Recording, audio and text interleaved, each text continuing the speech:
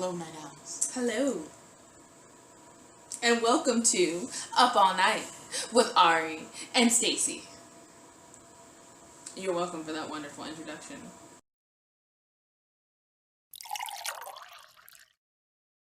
Hello, Night Owls, and welcome to Up All Night, the only show where me reading a book makes me presbyopic.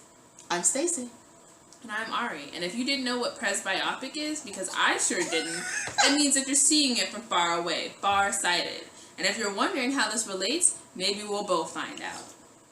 But enough of that. Anyway, today's topic is Hidden Figures. And so I hope you've all seen the movie, and if not, I hope you've read the book. And if not, I hope you talk to somebody who's seen the movie or read the book. But tonight we're going to be talking about things that we enjoyed about the movie, things that we didn't enjoy about the movie, and things that could have been subtracted or taken into the movie. Because we both looked up a couple extra things, so it should be mighty interesting. Yeah.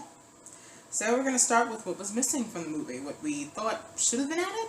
So I'm going to go for the movie part first. So a lot of things that I think should be added are all related to like racial things, because I feel like the biggest part of this is that it's like a Black history thing and, you know, Black people, but it's and only because like it's the 60s and the 70s, right? Because like the years, not because of. But see, that's weird for me, because like I like the level of racial tension they had in the movie. What I would like to see a little bit more of was like a little bit of the like a women-men tension, because not only were they Black, they were women, and I felt like, if anything, that would have irritated me even more if I was in that time where, like, these people were supposed to be below me, and not only is she a woman, but she's Black. And I kind of wish they had built that up a little bit more in the movie. Okay. And then when we talk about men and women, though, like, we're kind of on the same page now, because I really feel like, because a lot of things they were talking about in the book made reference to men and how men were running into problems, and their problems were actually worse as far as Black men, because women were starting in the pool, like they were all together, all the women, but men engineers had a worse time because there weren't other male Black engineers, but there were a lot of female Black calculators. So, which is funny because all these, like, the whole thing is STEM. Get women in STEM. And out here in the 60s and the 70s, they had tons and thousands of women in STEM. And it just makes me wonder, like, what has happened from then to now that women have decided that's not what they want to do anymore. Yeah, better calculators? Yeah. I guess we don't need actual people calculators anymore. Yeah. And also, they made a lot more references to the bathroom issue. And it was actually Mary who had the bathroom problem first, where she was looking for a bathroom. They laughed at her and was like, I don't know where your bathroom is. And then she had to go all the way to the other side. Bathroom, though. And also, there was no, like, whites-only bathroom. There wasn't a label that she just assumed that it was. Well, I mean, it was a fair assumption, but still. She made an assumption and it was a whites-only bathroom. But, I mean, her assumption was probably correct. It was definitely correct. But I definitely feel like, I mean, I understand it probably would have taken away from the dramatization of Catherine had to run back and forth, but I don't know. We're trying to tell a true story, and it just feels like it's very Catherine-centered. But I'll get to that later. Yeah, like, that was something that they featured all three women, but all three women weren't in there evenly. And part of that I know is that Catherine was the only one who was still alive when the movie's production was, like, rolling out, and She's they were still filming. Alive, she's still alive. And the other two had passed away. So part of, like, that I understand, and that to be more accurate to one character is important, because then the other characters you can fill in, at least you can say it's accurate to somebody's perspective rather than just making it up out of thin air. That's fair. But I mean, there are other history movies all the time. Yeah, but like, if somebody from that time period is still alive, they want the movie to be historically accurate. Okay. From their perspective. Yeah. So, the next topic is what we felt like we could have done without in the movie, because there were some things that I was like, the book is thick. You covered the scene in 2 hours of movie, and it was 5 sentences in the book. And you tripped it. Okay. So some stuff that I could have done without is definitely Mary's shoe getting caught. Oh, my gosh. She walks and her heel gets stuck, then they start counting down all dramatically, and I'm like, she's not going to be stuck in there. I get that scene was to show Mary was prideful, that she was not about to let this bitch best her and take her shoe.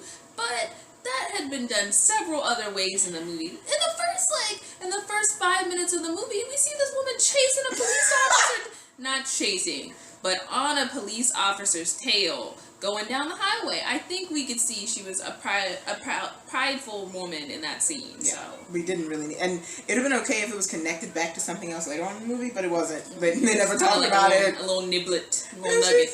And then her foot, her shoe. Did she ever go back and get it? We don't even know. That's what I want to know. They never. Because either her clothes were handmade or she bought that. And if she bought that, she probably paid too much for it because she had to go shopping in a white part of town, and they usually overcharge black folks. So that she was it was valuable. True. And then I also could have done without, so there's like this weird scene at the end where John Glenn is coming back into the Earth's atmosphere, but who knows if he's going to make it? He's going to make it. Shield is damaged. Who knows? And then like, for some reason, his connection drops out, which is fine. Yeah. His communication drops out.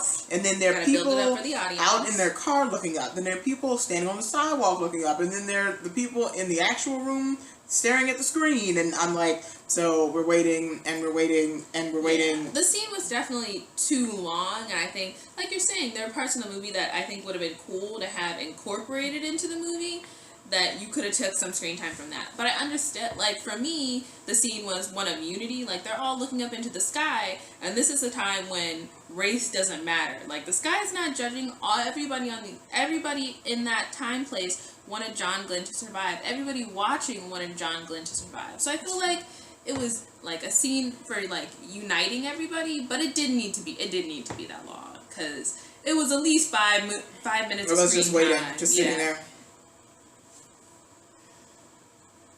Yeah, but yeah, so that one. But then also I found it really interesting because they focused on the fact that Dorothy had trouble becoming manager, and she did, but her becoming manager was literally like one paragraph, and like one more time, this whole book, one page was about how it took her 2 years to become manager, but the movie made it like she's trying, but like I don't know where they got that information from because it's not talking about it, and maybe it's like later on, but it's like when she was trying to become the manager of. See, that's where we disagree, though, because I feel like halfway, like, yes, that was a big part of Dorothy's story. 50% of her story is her 50. Trying to become manager. 80. But, like, at the scene where, like, she goes and she sees the IBM computer trying to be built and decides, like, she has bigger fish to fry, rather than fight for this manager job, she just needs to fight to have her job in general. I feel like we start shifting away from the manager position. Okay. But yeah, so other than that, I mean, I think they did a really good job of, like, cropping it out and showing me different people's point of view. I definitely feel like it was way too Catherine-centered. Like, I got her backstory. I would have liked a little bit of Mary and Dorothy, yeah. And I understand what you're saying, like, Catherine's alive, so they want to focus on her, but it's like, we have their backstory. Like, the book is about Dorothy's backstory, mostly Dorothy's backstory. It's her book. Like, it starts off with her, pretty sure. Which is interesting because didn't she interview Catherine for the book? I think so. I don't know that backstory. I'm not gonna speculate. Just gonna assume so. Whatever. But yeah, so and it's only because Dorothy was the first one there. She's the eldest. She was the first one there. She worked for NACA when it was NACA, not NASA. NACA. So she worked for that first. So it was really interesting that they didn't start with her and then just kind of evolution, like shifted to Catherine. Yeah, which would have made more sense because Dorothy was there, and then they could have, ran into Mary, then ran into Catherine the way that the book did, which made a lot more sense. But yeah, so one of the biggest things we want to talk about, though, is that no one's seen this movie, and no one's read which this is book. crazy because this movie was actually there's another movie called The Right Stuff, which basically covers the same point in history. Yeah. And John Glenn was super mad about the movie because he's like, it's not accurate. And historians from NASA, not NACA, were mad about the movie as well because they're like, it's not historically accurate. And this movie is historically accurate. Like, Catherine Goebel thought the movie was historically accurate. NASA historians, Johnson, Goebel, that's another issue, but... It's not an issue. Okay, go ahead. NASA historians thought the movie was historically accurate.